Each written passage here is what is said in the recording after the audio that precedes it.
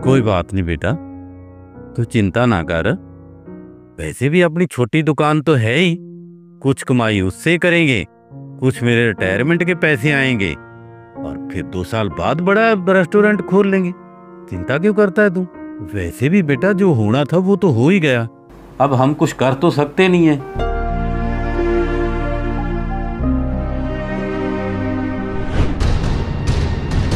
तुम्हें तो मैं कई दिन से ढूंढ रहा था, मैं तुम्हें छोड़ूंगा नहीं। साहब, जब मेरे पास कुछ बचा ही नहीं है तो आप मुझे पकड़ के कर भी क्या लेंगे? क्या मतलब? मतलब ये कि साहब मेरी आप हालत तो देख ही रहे हैं। एक रोटी के लिए ऐसे दर बदर भटक रही। पिछले 2 दिन से कुछ नहीं खाया साहब मैंने। लेकिन ऐसी हालत कैसे हुई तुम्हारी? मतलब ये सब एकदम से इतना सब कुछ कैसे हो गया? आखिर हुआ क्या?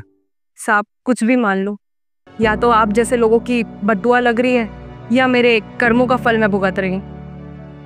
अब मैंने इतने लोगों के साथ धोखा किया है, ये सब तो मेरे साथ होना ही था। साहब जिसके साथ मिलकर मैं ऐसे धोखाधड़ी किया करती थी ना, उसी ने मुझको धोखा दे दिया, सारे पैसे लेके भाग गया और मेरी ये हालत हो गई। बस साहब उस दिन से ऐसे सड़कों पे भटक रही हूँ। मेरे आगे पीछे तो कोई है नहीं, पढ़ाई लिखाई भी मैंने नहीं करी और कोई काम भी नहीं आता, इसीलिए साहब कुछ समझ ही नहीं आया कि करूँ तो करूँ क्या। और साहब जब से ये मेरे साथ हुआ ना, उस दिन से मैंने कसम खा ली कि ये गलत काम, फ्रॉड मैं किसी के साथ नहीं करूँगी, धोखेबाजी नहीं साहब, नहीं।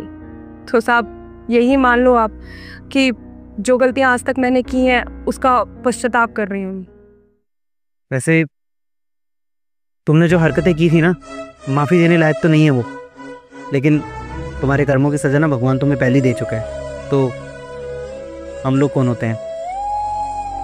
लेकिन हाँ, अगर तुम चाहो तो मैं तुम्हारी मदद ज़रूर कर सकता हूँ। मुझे नहीं पता मैं ऐसा क्यों कर रहा हूँ, पर तुम चाहो तो हमारी दुकान पर काम कर सकती हो, शायद इससे तुम्हारी थोड़ी सी मदद हो जाएगी।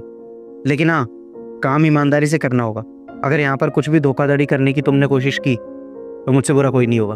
हाँ हाँ, आपका बहुत बहुत धन्यवाद साहब। जैसा आपने कहा है ना, मैं वैसे ही करूँगी और बिल्कुल ईमानदारी से काम करूँगी। देख लो, अगर तुम्हें मंजूर है तो आज से काम शुरू कर सकती हो। जी।